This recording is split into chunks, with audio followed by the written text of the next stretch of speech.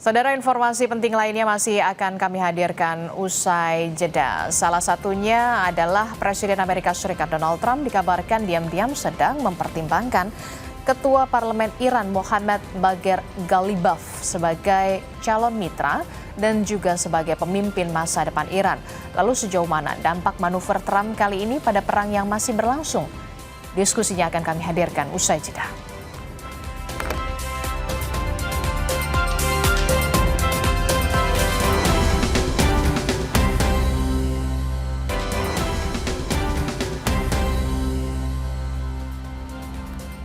Terima kasih Anda masih bersama kami dalam Sapa Indonesia Pagi. Saudara, Presiden Amerika Serikat Donald Trump dikabarkan diam-diam sedang mempertimbangkan Ketua Parlemen Iran Mohammad Bagher Ghalibaf sebagai calon mitra, bahkan pemimpin masa depan Iran.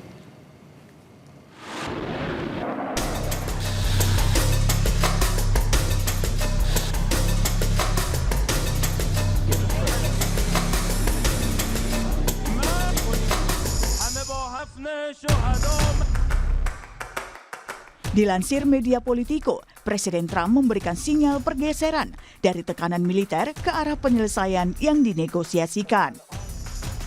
Menurut dua pejabat Gedung Putih, Ketua Parlemen Iran Mohammad Bagher Ghalibaf dinilai sebagai mitra yang memungkinkan untuk memimpin Iran dan bisa bernegosiasi dengan administrasi Trump dalam fase berikutnya. Meski begitu, dikutip dari Politico.com, Gedung Putih belum siap untuk berkomitmen pada satu orang karena masih harus diuji. Merespons isu tersebut, juru bicara Gedung Putih Karoline Leavitt mengatakan hal ini adalah diskusi diplomatik yang sensitif dan Amerika Serikat tidak akan menegosiasikan melalui pemberitaan di media. Sebelumnya, Presiden Trump menyatakan ada peluang besar tercapainya kesepakatan dengan Iran terkait konflik. Trump bahkan mengklaim pembicaraan akhir pekan berjalan sangat positif dan menyebut Iran sangat ingin mencapai kesepakatan. But to determine whether a broader agreement can be reached, we've had very good discussions, very good discussions. And you have to understand, I know my whole life has been a negotiation, but with Iran, we've been negotiating for a long time. And this time, they mean business. And it's only because of the great job that our military did is the reason they mean business. They want to settle, and we're going to get it done, I hope. Namun klaim Trump ini dibantah pemerintah Iran. Ketua Parlemen Iran Mohammad Ghalibaf yang disebut-sebut jadi incaran Amerika Serikat untuk menggantikan Mojtaba justru menyebut ucapan Trump adalah berita bohong yang digunakan untuk memanipulasi pasar keuangan dan minyak serta menghindari jebakan yang kini menjebak Amerika Serikat dan Israel. Pasca terpilihnya Mojtaba Khamenei sebagai pemimpin tertinggi Iran menggantikan ayahnya Ayatollah Ali Khamenei, Trump menilai Mojtaba tidak kompeten dan mengklaim pengangkatannya akan menjadi kesalahan besar. Trump pun menekankan jika pengganti Khamenei harus sosok yang dapat diterima Amerika Serikat dengan menyindir skenario suksesi rezim. Saudara, Presiden Amerika Serikat Donald Trump dikabarkan diam-diam sedang mempertimbangkan Ketua Parlemen Iran Mohammad Bagher Ghalibaf sebagai calon mitra, bahkan pemimpin masa depan Iran. Benarkah klaim Trump soal negosiasi terkait dengan Mohammad Bagher Ghalibaf? Sejauh mana dampak manuver Trump kali ini pada perang yang masih berlangsung? Kita bahas bersama dengan pengamat Timur Tengah. Telah bergabung bersama kami melalui sambungan daring Bung Hasibullah Satrawi. Selamat pagi, Assalamualaikum. Assalamualaikum Pak Hasibullah Satrawi. Assalamualaikum. Selamat pagi Mbak. Waalaikumsalam. Iya, ini kan kalau kita lihat ya, Trump ini tampaknya mengincar sosok Mohammad Bagher Ghalibaf kemudian untuk bisa menggantikan Mojtaba Khamenei. Tapi kemudian Ghalibaf sendiri membantah tidak ada negosiasi dan segala macam. Apa sebenarnya yang hendak dimainkan oleh Presiden Trump? Ya, terima kasih. Saya secara pribadi memang mencatat bahwa ada perkembangan cukup signifikan, terutama setelah terjadinya yang saya sebut sebagai drama 584 jam, yaitu statement atau pernyataan pers yang begitu optimistis yang disampaikan oleh Presiden Trump, yang itu menurut saya menggambarkan tentang situasi perang dalam versi Amerika, dalam versi Trump, termasuk bayangan bagaimana ini akan berakhir, termasuk gambaran bahwa perundingan seperti apa yang sedang berjalan, dan juga bahwa sosok-sosok yang diharapkan bisa terlibat dalam perundingan itu bahkan digambarkan sebagai calon pemimpin masa depan Iran. Nah, salah satu yang kemudian betul dicari-cari oleh media adalah Muhammad Bakir Galibaf ini. Jadi saya menganggap ini memang bagian daripada perkembangan yang terjadi di dunia semenjak memasuki atau akibat daripada faktor drama 584 jam, yaitu drama atau pernyataan-pernyataan dramatis ya. Pernyataan-pernyataan dramatis yang sangat ditekankan oleh Donald Trump pada kurang lebih 884 jam setelah perang ini berlangsung. Nah, persoalannya memang di satu sisi saya secara lebih utuh barangkali lebih halus menyebutnya sebagai pementasan dramaturgi yang diharapkan mungkin bagi Trump ini para pihak kemudian bergerak ya, bergerak sesuai dengan yang dia harapkan. Kenyataannya mungkin belum terjadi sesuai dengan yang diharapkan, tapi dengan unsur-unsur cerita, dengan struktur-struktur cerita, aktor-aktor yang sudah dibuat, termasuk para media, paling tidak Trump berharap ending daripada perang ini, akhir daripada perang ini, yaitu seperti yang disampaikan bahwa perang ini dimenangkan total oleh Amerika dan Iran sekarang sangat ingin berunding dan hal-hal optimistis lainnya. Saya minimal dua hal saya baca di situ untuk mewujudkan yang dipikirkan oleh Trump. Yang pertama secara tempo atau fase. Ini kan kalau kita jumlahkan dari 2 hari terakhir dan ditambah 5 hari ultimatum dia, itu kan betul-betul memenuhi unsur 4 minggu ya dari perang ini. Trump sempat sampaikan kurang lebih perang ini 4 sampai 5 atau 6 minggu. Jadi ada kayak semacam skenario yang ingin dipaksakan oleh Trump berakhir sesuai dengan keinginannya. Dan yang kedua, kalau kita lihat secara substansinya, yaitu bahwa dia ingin menang total, menang besar, maka kemudian unsur-unsur dalam tanda kutip cerita atau bahan yang disampaikan itu disajikan sedemikian rupa di dalam konferensi pers yang saya sebut sebagai drama 584 tadi, Mbak. Oke, Anda menyebutnya ini merupakan drama yang kemudian memang sengaja dimainkan begitu oleh seorang Presiden Amerika Serikat Donald Trump. Tapi saya ingin tahu juga respon Iran dengan adanya pernyataan-pernyataan yang dilontarkan oleh Amerika Serikat, dalam hal ini adalah Presiden Trump begitu. Apakah ini justru ada dinamika tersendiri di internal Iran, atau kemudian justru pernyataan-pernyataan Trump ini justru semakin menyolidkan Iran untuk ke depan ya? Ya, saya rasa kalau kita lihat lepas daripada retorika yang dibangun oleh Presiden Trump ini, kemudian lihat laporan-laporan di lapangan, maka memang kejadiannya adalah justru hal-hal yang bersifat kontras, bahkan lebih daripada kontras, bersifat kontraproduktif. Kenapa saya bilang kontras? Yang pertama, sekarang aja kita lihat di laporan Al Jazeera itu, rudal-rudal Iran itu masih menyasar ke kota-kota di Israel, termasuk di Tel Aviv.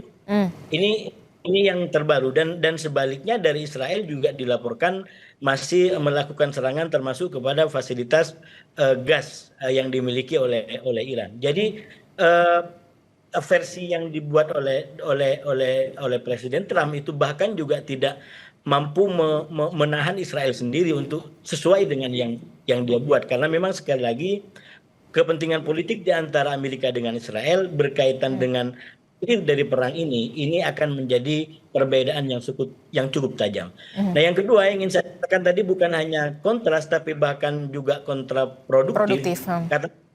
Tentang tokoh yang disampaikan, yaitu Muhammad Bakir Galibaf tadi.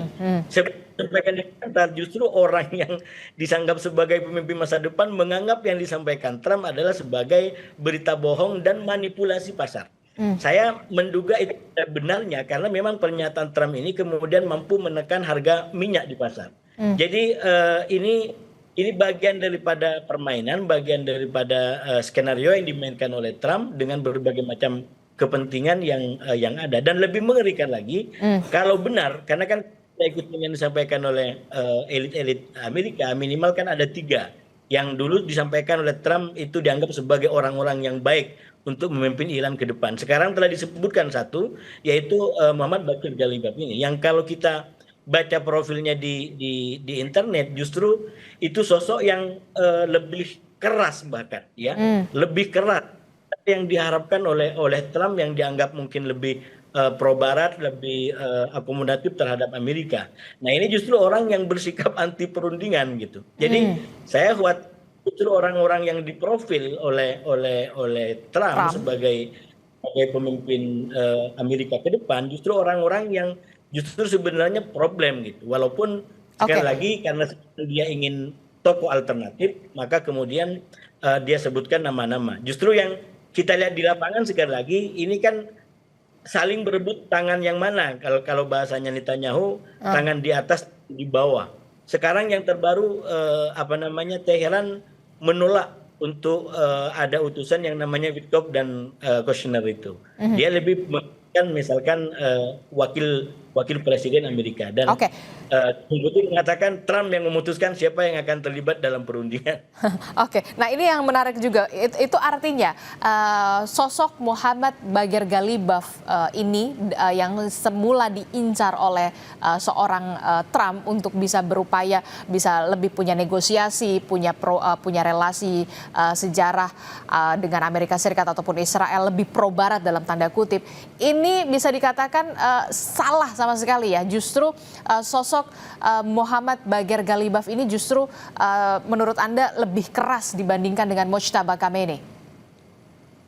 Ya, paling saya tidak berani untuk mengatakan salah sama sekali, karena sekali lagi orang di level pengambil kebijakan utama seperti Presiden Donald Trump atau pemimpin manapun, saya yakin punya data-data yang jauh lebih banyak dibanding kita yang sumber data jauh lebih rendah dibanding mereka. Cuman sekali lagi kalau dibaca dari data-data yang terjadi di lapangan itu sampai sekarang paling tidak itu tidak sesuai dengan info-info lain yang disampaikan minimal oleh Iran. Walaupun saya yakin kalau kita katakanlah sekarang ada 2 versi Amerika dan 2 versi Iran gitu ya, kita bisa ambil misalkan posisi tengahnya. Posisi tengahnya itu misalkan dalam soal perundingan, itu Trump menggebu-gebu mengatakan bahwa kita sudah masuk dalam perundingan dengan segala macam klaim keberhasilannya, sementara Iran menepis bahwa tidak ada perundingan, paling yang terjadi adalah surat menyurat gitu. Jadi ini kan artinya memang ada upaya PDKT, kalau bahasanya anak sekarang, ada PDKT dibangun, tapi kemudian tidak sampai bahasanya anak sekarang halu mungkin seperti yang disampaikan oleh unsur-unsur di sini gitu. Jadi saya yakin ada fakta-fakta coba mediasi yang dilakukan dan sekarang berada dalam perebutan siapa yang bisa mendikte. Nah, kalau dilihat dari gaya komunikasi Amerika, sudah pasti dia ingin mendikte walaupun sekali lagi dengan ruang yang terbatas. Karena itu saya menganggap kompres yang disampaikan oleh Presiden Trump di menit 584 itu sebagai skenario besar atau upaya besar untuk kemudian membentuk arah semuanya. Oke, tapi kemudian yang jadi pertanyaan saya selanjutnya, ketika Trump cawe-cawe untuk bisa memilih pemimpin Iran menggantikan Mojtaba, realistiskah itu terjadi? Itu kembali kepada pasal 1 yang sudah menjadi kesalahan utama Trump, yaitu Trump salah mendiagnosa Iran, salah membaca Iran, sehingga dengan bunuh pemimpin tertinggi dianggap Iran bisa diselesaikan seperti di Venezuela. Jadi kalau koreksi terhadap pasal pertama itu tidak dilakukan, saya khawatir Amerika dan Israel terus terjebak dalam kesesatan pasal pertama itu. Pasal pertama itu adalah kesalahan utamanya. Sampai sekarang Iran berdiri kokoh, ada pemimpin, ada penanggung jawabnya, ada bahkan Majelis Tinggi Keamanannya itu Ali Larijani sudah dibentuk penggantinya, yang itu lagi-lagi orang yang jauh lebih keras. Jadi saya melihat ini memang upaya dari para pihak untuk tidak menyerah ya. Jadi Amerika tetap dengan versinya dia ingin sebagai penentu, tapi Iran juga dengan versinya dia tunjukkan bahwa dia tidak tunduk sampai sekarang. Israel apalagi dia punya kepentingan sendiri bahwa dia tetap ingin menekuk Iran, kalau tidak bisa sekarang bahkan beberapa bulan dia akan ladeni. Tapi sekali lagi Amerika, Trump dia tidak punya opsi lebih panjang. Dia ditekan oleh politik, dia ditekan oleh ekonomi, dan saya yakin ke depan kita juga akan lihat bagaimana perbedaan kepentingan di antara Amerika dengan Israel justru yang kepentingannya berbeda. Dan bacaan skenario terburuk kalau bagi Israel adalah Trump mengumumkan gencatan senjata dengan Iran, lalu kemudian Israel sendirian, seperti yang terjadi dalam skenario gencatan senjata antara Amerika dengan Houthi pada tahun 2025 kalau tidak salah. Oke, baik, nanti kita akan lihat bagaimana dinamika yang akan terjadi setelah beberapa pernyataan Trump ini terus dilontarkan. Terima kasih pengamat Timur Tengah Hasibullah Satrawi telah bergabung bersama kami. Sehat selalu Bapak. Assalamualaikum. Waalaikumsalam. Saudara, informasi penting lainnya masih akan kami hadirkan. Salah satunya arus balik kendaraan yang melintasi gerbang tol Cikatama menuju Jakarta pada Rabu pagi ini terpantau ramai. Pantauan langsungnya kami hadirkan usai jeda. Jadi tetaplah bersama kami.